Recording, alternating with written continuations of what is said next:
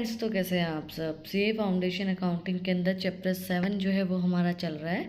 पिछली जो हमारी वीडियो थी उसके अंदर हमने कंप्लीट किया था कि एक प्रॉफिट एंड लॉस अकाउंट को किस तरीके से प्रिपेयर किया जाता है नॉन मैन्युफैक्चरिंग एंटिटी के अंदर। तो अगर आपने वो वीडियो नहीं देखी है तो जो उसका लिंक है वो डिस्क्रिप्शन में है, आप लोग जाके चेक कर सकते हैं।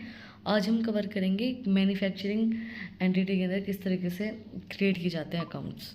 ठीक है, तो स्टार्ट करते हैं। सबसे पहले introduction. The manufacturing entities generally prepare as separate manufacturing account.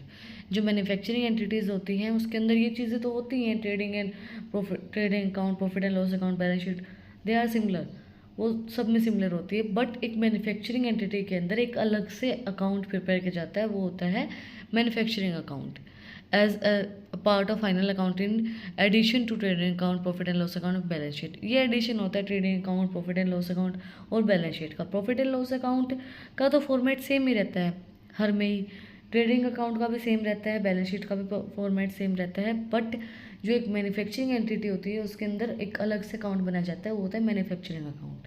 ठीक है, profit and loss account, balance sheet, trade account, वो मैं आपको पिछली वीडियोस के अंदर नॉन मैन्युफैक्चरिंग एंटिटी के अंदर पूरे डिटेल में कवर करवा चुकी हूँ। तो वो लोग वो चीज़ें आप देख लेना किस तरीके से वो अकाउंट्स को प्रिपेयर किया जाता है। But additionally non manufacturing entity के अंदर मैन्युफैक्चरिंग अकाउंट को प्रिपेयर किया जाता है, वो हम आज की वीडियो के अंदर स्टडी करते हैं। Objective of preparing manufacturing account is to determine manufacturing cost of a finished goods for assessing the cost effectiveness of manufacturing activity. Manufacturing cost of finished goods are then transferred from the manufacturing account to trading account. जो manufacturing cost होती है जो हम निकाल के लेके आते हैं फिनिश गुड की, वो हमारी ट्रांसफ़र की जाती है ट्रेडिंग अकाउंट के अंदर। ट्रेडिंग अकाउंट से पहले हमारे मैन्युफैक्चरिंग अकाउंट को प्रिपेयर किया जाता है। इसको प्रिपेयर करने का मेन पर्पस, ऑब्जेक्टिव लगा लो, वो वही होता है कि मैन्युफैक्चरिंग कॉस्ट का आपको पता चल जाए कि टोटल मैन्युफैक्चरिंग कॉस्ट कितनी है। किसी भी गुड्स, जो भी गुड्स आपने प्रोड्यूस किए हैं, उन गुड्स को प्रोड्यूस करने में टोटल कॉस्ट, उनको मैन्युफैक्चर करने में कितनी लगी है, इसको डिटरमाइन करने में मैन्युफैक्चरिंग अकाउंट हमारे काम आता है। Trading account show gross profit while manufacturing account show cost of goods sold which include direct expenses. Trading account तो हमें ग्रोस प्रॉफिट या ग्रोस लॉस होता है वो शो करता है।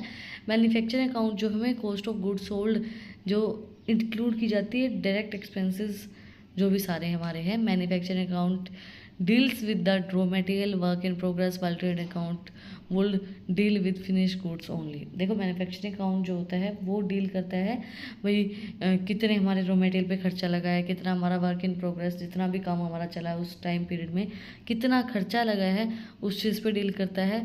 बट ट्रेडिंग अकाउंट तो जो फिनिश गुड्स हमारे पास आ गए हैं, जो चीज़ें हो चुकी हैं, कंप्लीट हो चुकी हैं, उसके उनको डील करता है ट्रेडिंग अकाउंट। मैन्युफैक्चरिंग अकाउंट हर एक चीज़ जो रॉ मटेरियल है, वर्क इन प्रोग्रेस है, उनके सब के अंदर डील करता है। अब हम देखते हैं design of a manufacturing account क्या रहता है। This is a non standardised design of presenting of non manufacturing account given as below as format of covering various elements. ये एक नॉन स्टैंडर्डाइज डिज़ाइन है मैन्युफैक्चरिंग अकाउंट को prepare करने के लिए। तो सबसे पहले आता है मैन्युफैक्चरिंग अकाउंट के अंदर particular to raw material consumed. एक चीज़ याद रखना, जो हमारी टू की साइड होती है वो डेबिट साइड होती है, बाय की साइड हमारी क्रेडिट साइड होती है। मतलब डेबिट साइड हमारा टू आएगा, क्रेडिट साइड हमारा बाय आएगा।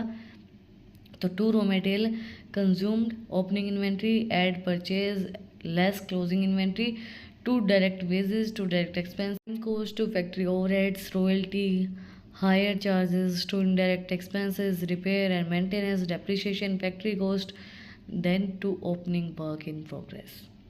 इस साइड आता है हमारा जो क्रेडिट साइड होती है, by product at a net realised value, by closing work in progress and by trading account cost of production.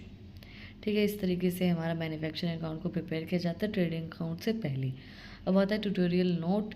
Frequently problems are set in which all the ledger balance are not given, instead detail are given regarding the number of items in inventory, quantity, manufacture etcetera, the figures of inventory, sales etcetera would therefore have to work out independently from the data given। देखो, बहुत सी problem है इस set के अंदर भी। Laser का balance नहीं है और पूरी डिटेल नहीं है भाई, नंबर ऑफ आइटम्स कितने हैं, इन्वेंट्रीज कितनी है, क्वांटिटी मैन्युफैक्चर कितनी है, तो इन्वेंट्री सेल कितनी फिगर्स नहीं है, तो इन सब पे हमें इंडिपेंडेंटली काम करना पड़ेगा। उसके बाद ही हम सारा डाटा को देख पाएंगे, पूरे डाटा को कवर कर पाएंगे। तो ये चीज़ें हमें इंडिपेंडेंटली करनी पड़ेंगी।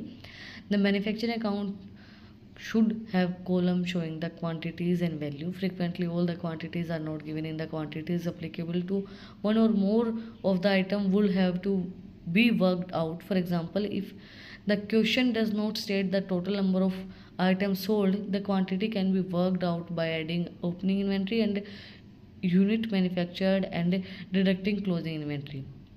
It is therefore useful to have a quantity column in the amount so that it can be seen that both sides balance. Manufacturing account जो है वो हमें जो उसके कॉलम्स है वो क्वांटिटीज़ एंड वैल्यूज़ को शो करते हैं। फ्रिक्वेंटली क्वांटिटीज़ जो होती हैं एंड वो अप्लीकेबल नहीं होती हैं, एक या दो से ज़्यादा आइटम्स के ऊपर वो वर्कआउट नहीं हो पाती हैं। जैसे कि हमें क्वेश्चन दिया गया है, दिया गया है कि कितने आइटम बेचे गए हैं, कितनी क्वांटिटी के अंदर बेचे गए हैं, तो आप क्या करेंगे, ऐड करेंगे ओपनिंग इन्वेंट्री को और मैन्युफैक्चर्ड को डायरेक्ट कर देंगे क्लोजिंग इन्वेंट्री को।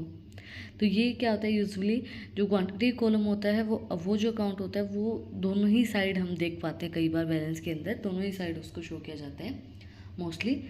देन नेक्स्ट आता है हमारा the manufacturing account will show the quantity of raw material in inventory at the beginning and at the end of the year and the purchase during the year. As regarded finished goods, it will only show the quantity manufactured, and as regarded work in progress, the opening and closing accounts. जो manufacturing accounts होते हैं वो show करते हैं raw material inventory beginning से लेके at the end of the year जितनी भी हमारी रही है, जो भी हमारी फिनिश गुड्स हैं वो शो करते हैं क्वांटिटी मैन्युफैक्चर कितनी की गई है, वर्क इन प्रोग्रेस हमारा कितना रहा है, ओपनिंग से लेके क्लोजिंग इन्वेंट्रीज तक।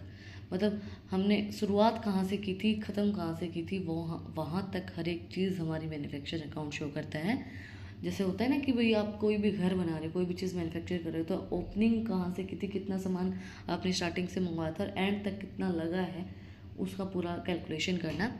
The trading account will show the quantity of finished goods manufacture and sold at the opening and closing inventory. It will not show the quantity of raw material और work in progress. Trading account जो होता है वो सिर्फ हमें finish good जो हमारे होते हैं, जो ओपनिंग एंड क्लोजिंग इन्वेंट्री होती है, जो बन चुके हैं, उनको शो करता है। वो नहीं शो करता है कि रॉ मटेरियल कितना लगा, वर्क इन प्रोग्रेस कितना रहा है, वो सब चीज़ें वो शो नहीं करता। वो सब चीज़ें सिर्फ हमारा मैन्युफैक्चरिंग अकाउंट शो करता है। ट्रेडिंग अकाउंट तो हमारा जो फिनिश्ड गुड्स हैं उन्हीं को शो करता है, जो मैन्युफैक्चर हो चुके हैं। ओपनिंग एंड क्लोजिंग इन्वेंट्री जो हमारी होती है उन्हीं को शो करता है।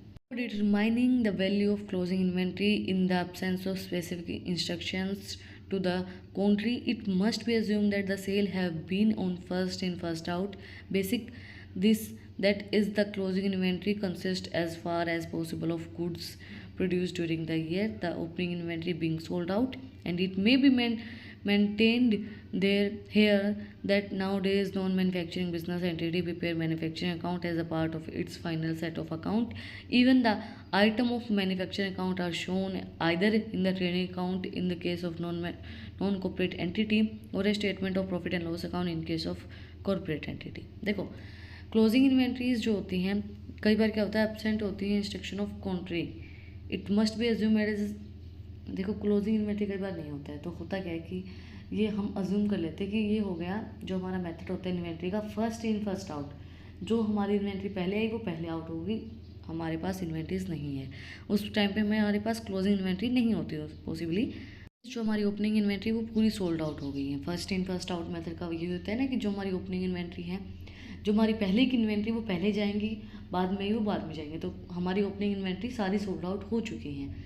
ये मेथड्स मैंने आपको इन्वेंट्री के पूरे कवर करवाए हैं।